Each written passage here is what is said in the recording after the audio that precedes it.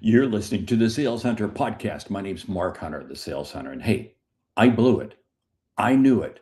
Now, what do I do? Hey, my customer wants to know, hey, how many times have you done something that you really should not have done? That's what the topic is. Because again, my new book, Integrity First Selling, is out. But I need to let you know that I haven't always done everything with integrity.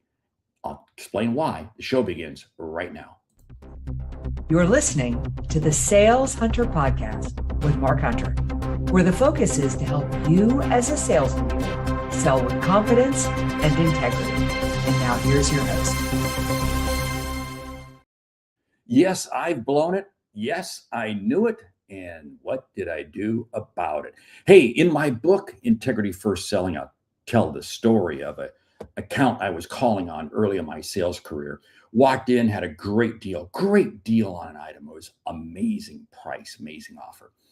And the buyer looked at me, ran some numbers on his calculator, and gave me an order that was absolutely huge. It was massive. It was probably 20, 30 times what they normally would order, but the price was good. I thought as he gave me the order, that's too much. But no, I took the order. Driving back to the office, I'm thinking to myself, should I have said something? I probably should have said something. I should have probably have made the amount quite a bit less. I should call him up. I should go back. I should make changes. But no, I didn't. In fact, when I walked into the office and shared with others the size of the order, it was amazing how everybody congratulated me. And suddenly all of this concern I had about an order being too small was, hey, it was being leaped onto me of just unbelievable adulation of my selling job, of being able to sell this quantity to this customer. Wow.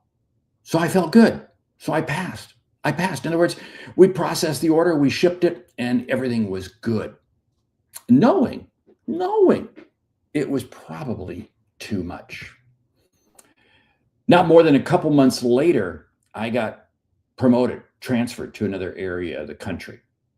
And I totally forgot all about the customer. Well, I did, but I didn't forget about the customer. I knew what I had done. I knew that I had put way too much quantity into their warehouse. But I didn't do anything about it. I just let it go. It was several years later that I'm at a sales kickoff meeting that I run into the account manager who took over that account after I left, after I got promoted and transferred to another area of the country.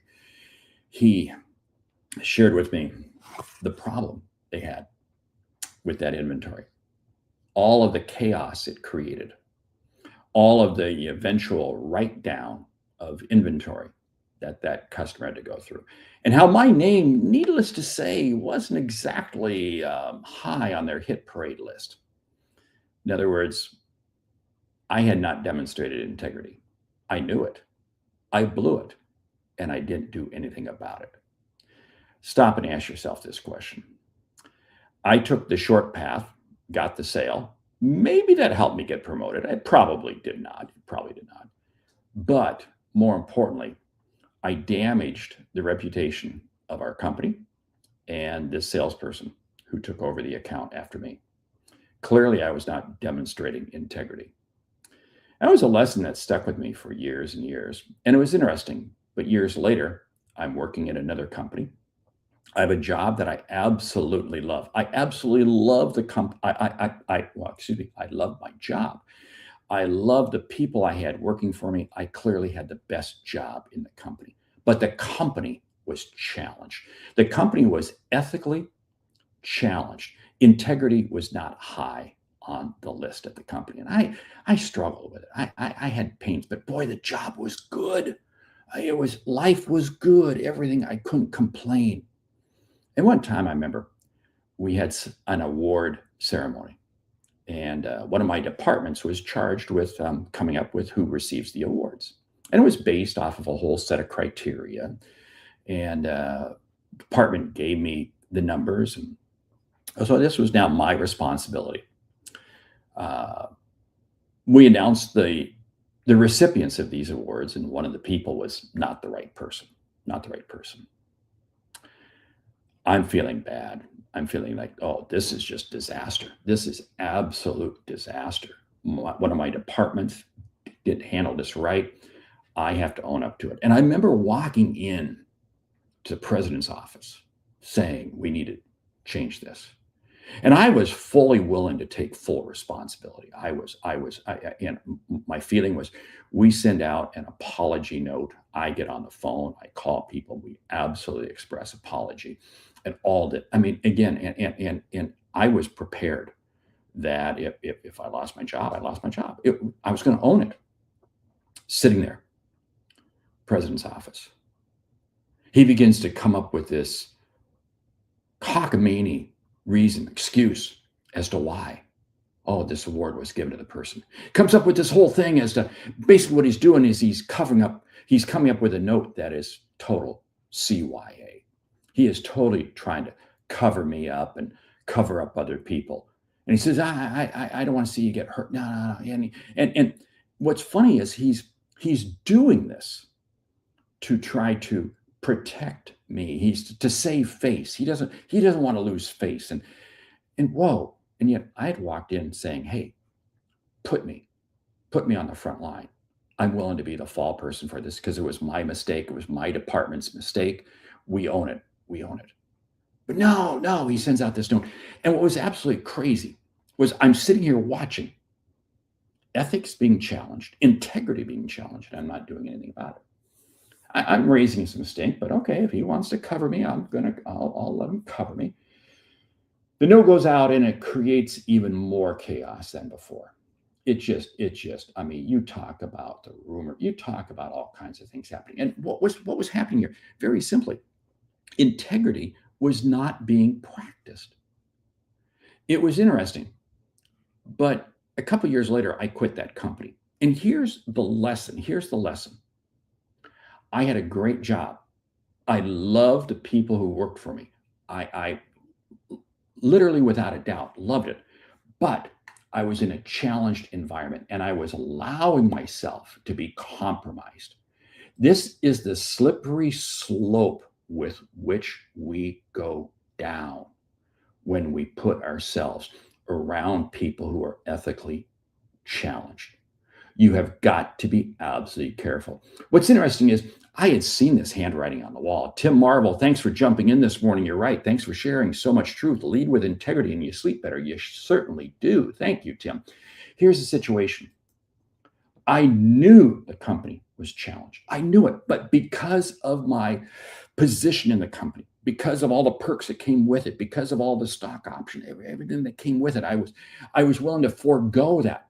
You see, I was selling my soul, but in the end, it did more damage, more harm to me. You see, here's what you have to be careful of. And so I talk about in my book, Integrity First Selling. You have got to be spot on in terms of always staying anchored.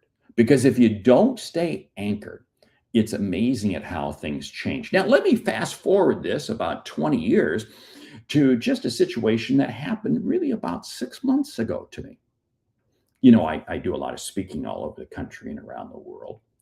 And I had an engagement on my calendar for a very large company. It was going to be their sales kickoff event. Great, terrific. Another company had reached out to me and they wanted me to come in and meet with their leadership team and kind of do about a day and a half type of deal with them. And I said, great, terrific. And I had both the dates written down. I feel very good. This is great because I'm going to go from one event right to the other event. It's going to be perfect. Everything is going to work out perfect.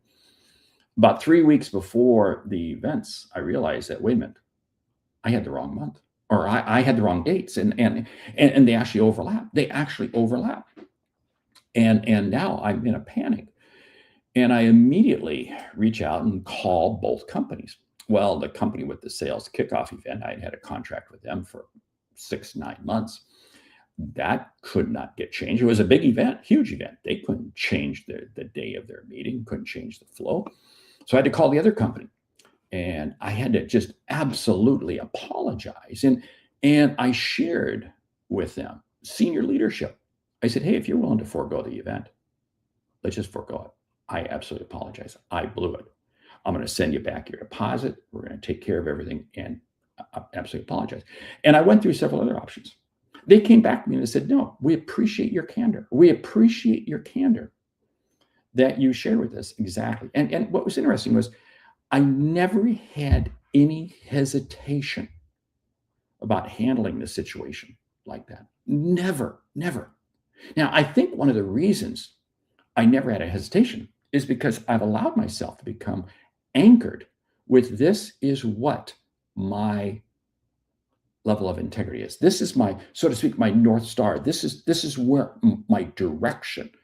And I can't stress that enough. See, here's the whole situation through these 3 stories I just shared with you. If you allow yourself to be compromised once, you will be compromised again and again. If you fail to stand up for what is right in the moment, you will be compromised.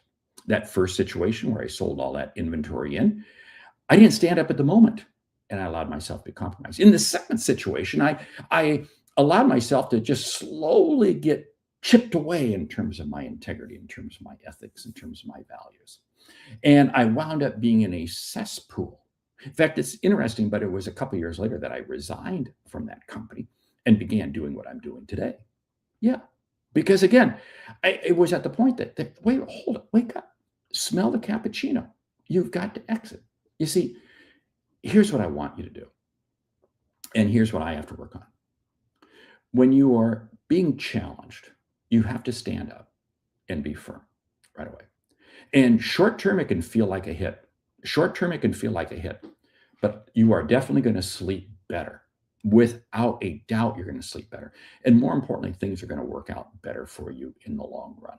I have seen this time and time again. The challenge is, if you're playing commission breath, if you're playing, I've got to make my numbers this month, then guess what? You're going to run into problems. You are absolutely, or if you would just allow yourself to slowly but surely get nicked. You know, it's the old expression I have that if I nick myself shaving, I lose a drop of blood. If I nick myself 1,000 times, I bleed to death. And that's exactly what was happening to me in that second company, because I was allowing my ethics, my integrity to slide just a little bit more each day, each week. I talk about all of these things in my book, Integrity First Selling. I want you to pick it up. I want you to read it. I want you to really digest it, because it's going to change how you sell dramatically. It's going to change how you look at things. This has been a long time in coming in putting this book out.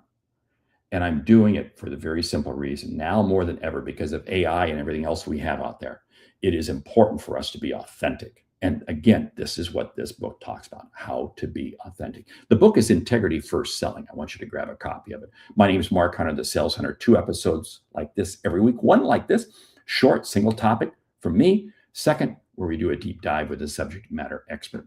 Do me a favor, grab the book. Please grab the book and leave me a review. Leave me a review on Amazon or wherever you pick up the book at. And hey, subscribe to the show and leave your comments. You know, as you know, if you're listening to it on Spotify or Apple Music or whatever, leave me your comments. Okay. Hey, I'm Mark Hunter, the Sales Hunter. Great selling.